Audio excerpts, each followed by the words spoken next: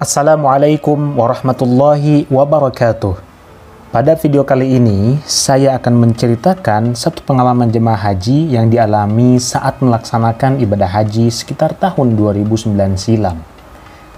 Ini adalah tentang balasan bagi seorang jemaah haji yang menunda kebaikan atau tidak menyampaikan amanat dengan baik. Seperti apa kelanjutan kisahnya? Simak terus video ini sampai habis agar bisa menjadi pelajaran atau i'tibar untuk kita semua.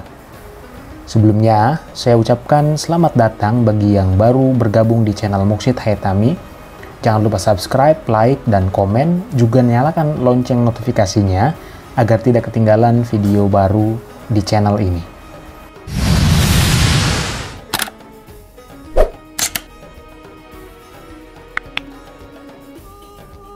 Ibadah haji adalah rukun Islam yang kelima.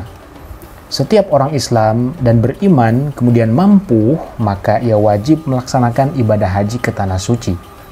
Untuk melaksanakan ibadah haji, perlu bekal yang cukup. Bekal tersebut bisa berbentuk materi dan non-materi. Untuk mendapatkan bekal mental dan fisik yang cukup, sebelum berangkat ke tanah suci, setiap jamaah haji dianjurkan untuk pertama, memperbanyak istighfar, zikir dan doa untuk bertaubat kepada Allah Subhanahu wa Ta'ala dan memohon bimbingan darinya. Yang kedua, menyelesaikan semua masalah yang berkenaan dengan tanggung jawab pada keluarga, pekerjaan, dan utang piutang. Yang ketiga, menyambung silaturahim dengan sanak keluarga, kawan, dan masyarakat dengan memohon maaf dan doa restu. Yang keempat, membiasakan pola hidup sehat agar mudah melakukan ibadah haji dan umroh.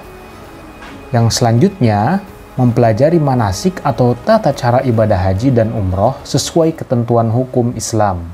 Agar bekal yang dibawa jemaah haji penuh berkah dan ibadah hajinya mabrur, setiap jemaah haji hendaknya pertama mempersiapkan bekal yang cukup untuk kebutuhan selama perjalanan dan bekal yang memadai untuk keluarga yang ditinggalkan.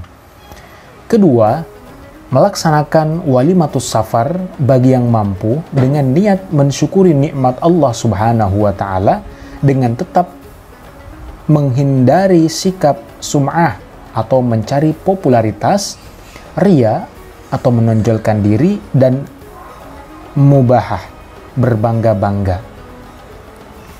Yang ketiga, menyiapkan dokumen lengkap meliputi bukti lembar stor lunas BP, biaya perjalanan ibadah haji, buku kesehatan dan kartu kesehatan, kartu BPJS, buku paspor, dan lembar visa haji.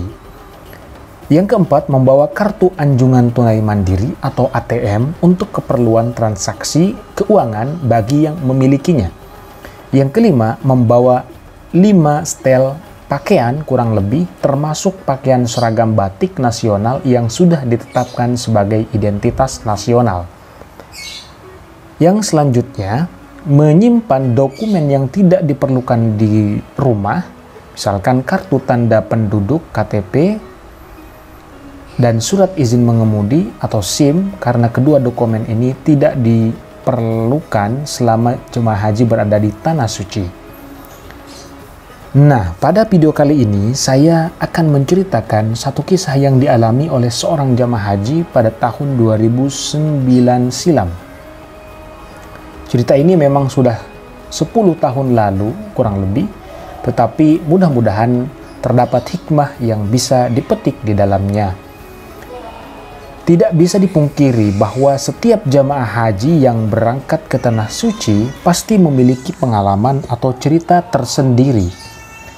Ada yang mengalami cerita positif dan tidak sedikit yang mengalami sesuatu yang kurang mengenakan ketika berada di tanah suci.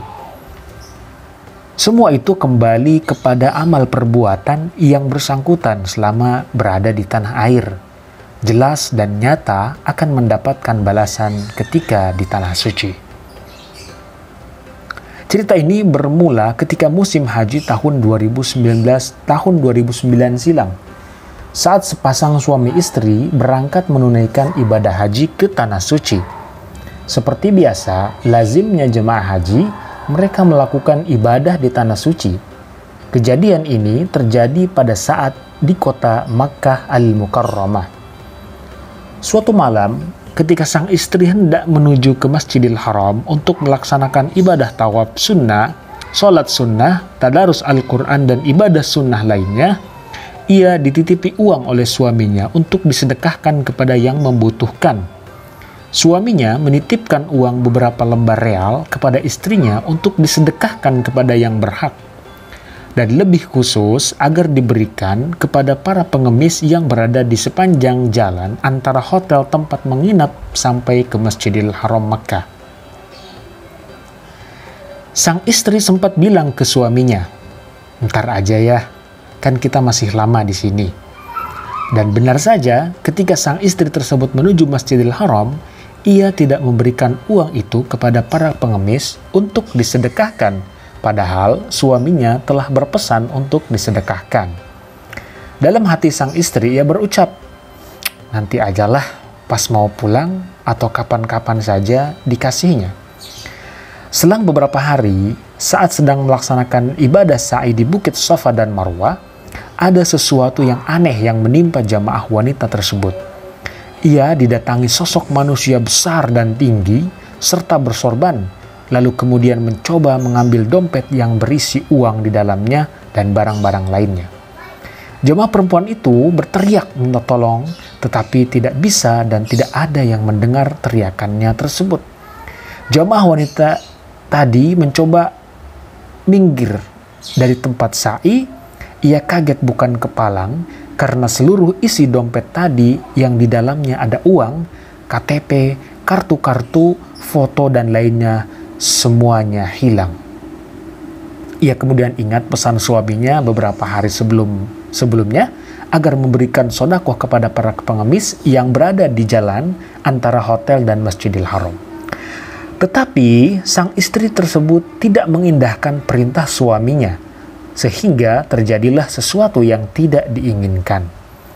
Demikian kisah nyata yang dialami oleh seorang jamaah haji pada tahun 2009 silam.